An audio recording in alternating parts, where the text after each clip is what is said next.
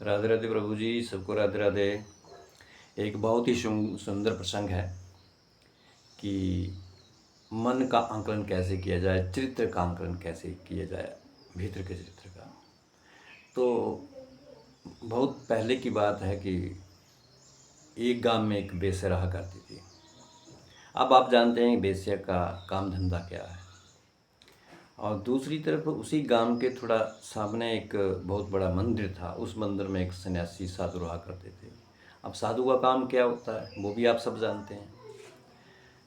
वो वहाँ पे मंदिर में पूजा पाठ, मंत्रोच्चारण, आरती ये सब करते थे। जब सुबह और शाम का समय होता और उस मंदिर के भीतर पूजा पाठ होता, घंटियाँ बजती, शंख बजते की आवाज़ सुना देती उस बेस्या को, तो उस बेस्या का मन बड़ा व्याकुल हो जाता और अपने आप को कोसती वो बेस्या। मन के भीतर विचार आता कि प्रभु कहाँ मुझे आपने इस कार्य में डाल दिया। अब प्रभु कौन डालने वाला होता है, चलो वो तो कर्मों का खेल है। जैसे भी होना, जिस काम के लिए प्रभु ने भेजा वो काम तो करना ही पड़ेगा। प्रभु को दोष नहीं दे सकते हैं, कर्मों का ही लेखा जोखा है। तो उस बेस्या के मन के भीतर बहुत विचार आते। जब उस मंदिर में घंटी बजती, आरती होती, तो अपने आप को कोसती और सोचती कि काश मुझे भी ये मौका मिलता कि मैं भी इस कथा में, इस आरती में शामिल होती, तो मेरा मन, मेरा ये चरित्र शुद्ध हो जाता। लेकिन फिर भी वो क्या करती, जब सुबह के समय जब वो पूजा होती, आरती उसके कानों में सुनाई देती, तो वो सफ़ेद वस्त्र धारण करके मंदिर के भीतर तो नहीं जा सकती। अब कर्म ही ऐसे हैं, तो मंदिर की दीवार के साथ कान लगा करके उन मंत्रों को सुनती, उन आरती को सुनती, बाबा जी की बातों को सुनती और मन बड़ा शीतल हो जाता और फिर वापस चल जाती। यही उसका नित्य प्रति उसका कर्म था।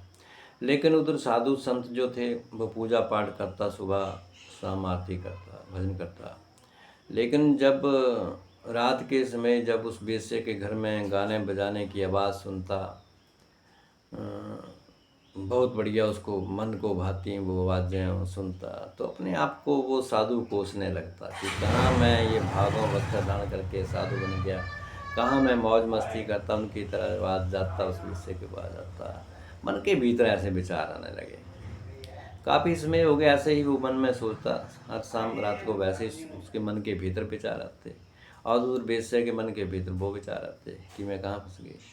ऐसे करते करते बहुत समय बीत गया, आयु पूर्ण हो गई, दोनों की मृत्यु हो गई। अब जब दोनों की मृत्यु हो गई, दोनों ऊपर पहुँचे, जब लोक में पहुँच गए, तो यमराज ने कहा कि ऐसा करो, बेस्या को स्वर्ग भेज दो और इस सन्यासी को नरक भेज दो। बेस्या को स्वर्ग भेज दिया गया। सन्यासी को नरक भेजने के लिए अब जो यम के दूत विचार करने लगे कि कहीं महाराज कहीं गलत तो नहीं कर रहे हैं, ये तो साधु संत है, सन्यासी है, पूजा पाठ करने वाला है, सुबह शाम पूजा पाठ करता है, इसे नरक। तो चित्रगुप्त के पास गया कि महाराज इसका जरा लेखा जोखा तो देखना, ये कैसे, अब इसको नरक क्यों दिया जा रहा है और उस बेस्या को स्वर्ग दे दिया गया।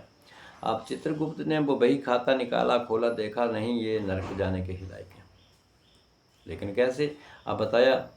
कहा कि जब भी बेस्या के घर में गाने बजाने की बातें, आवाज़ें आती, सुनता, तो इसका मन लालित हो जाता कि कहाँ मैं ये भागवत वस्त्र धारण करके यहाँ मंदिर में बैठ के वहाँ करके, तो आज मैं अगर ये ना बना होता, साधु ना बना होता, तो शायद आज मैं भी वहीं पे शामिल होते, उस बेस्या के कोठे पे वो गाना बजाना देख रहा होता, नाच गाना सब देख रहा होता, मज़े करता। तो इसके भीतर के विचार जो थे वो उल्टे थे। भले ही ये बाहर से साधु था, भले ही इसने बाहर से वो भागवत वस्त्र धारण किए हुए थे, लेकिन भीतर से इसके भीतर क्या को विचार चल रहे थे वो ये जाने। तो इसलिए उस भाव के द्वारा इसे हम नरक के दरवाजे खोले हैं इसके लिए। और दूसरी तरफ देखो, उसको स्वर्ग इसलिए दिया गया कि ये बेस्या जो थी, भले ही उसका कार्य गलत था, उसका कर्म गलत था, लेकिन भीतर जो उसके मन के भीतर से जो आवाज़ उठती थी, तो उसके मन के भीतर ये विचार आता था कि मैं कहाँ इस कार्य में फंस गई हूँ, कहाँ उल्टे सीधे काम में लगी हुई हूँ, कहाँ मैं अगर बाहर होती तो मैं उस बाबा जी के, उस सन्यासी के मंदिर के पास जाती, मंदिर में जाती और भजन कीर्तन और आरती में शामिल होती, कहाँ मैं इन उल्टे कामों में पड़ गई। तो प्रभु इस कथा का कहने का तात्पर्य है क्या इस चरित्र का आंकलन कैसे होगा? चरित्र का आंकलन तो हमारी सोच से हो जाएगा, हमारी मनस्थिति से हो जाएगा। बाहर से हम भले ही जितना अच्छा देखने की कोशिश करें, साधु सन्यासी ब्रह्मचारी बनने की कोशिश करें, लेकिन भीतर हमारे भीतर कचरा भरा पड़ा है मन के भीतर, तो हमारे स्वर्ग के दरवाजे नहीं, हमारे लिए नरक के दरवाजे ही खुलेंगे। भले ही वो कार्य कोई छोटा बड़ा नहीं होता है। वेश्या का काम धंधा आप जानते हैं कि उसका कोठे का काम है, उसके पास कई परपुरुष आएंगे तो उसका कार्य ही वही है।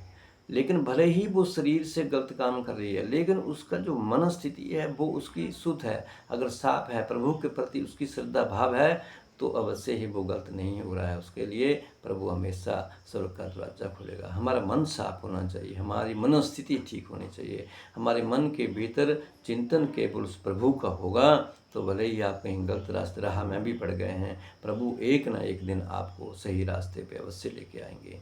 लेकिन हम बाहर से भले ही जितना मर्जी दिखावा करें, भजन करें, कीर्तन करें, पूजा पाठ करें, लेकिन हमारी भीतर की मनस्थिति ठीक नहीं है, हमारा भीतर से चिंतन नहीं है, हम भीतर से अगर उल्टा सीधा सोचते हैं तो वो भी ऊपर उस प्रभु के बही खाते में लिखा जाता है, और उसी सोच के अनुसार ही हमें फिर आगे का रास्ता मिलता है। फिर स्वर्ग और नरक हमारा वहीं से मनस्थिति से ही उत्पन्न होता है कि हम कौन सा काम कर रहे हैं, कौन से विचार हमारे मन के भीतर हैं। तो इसी के द्वारा हम मनस्थिति का पता चल जाता है, बाहर से नहीं भीतर से, कि हमारी सोच कैसी है, हमारी मनस्थिति भीतर की कैसी है। तो आज का प्रसंग आपको कैसा लगा? अवश्य लाइक करें, शेयर करें, और हमेशा मनस्थिति को साफ रखें, सोच को साफ रखें, अपने चरित्र को साफ रखें।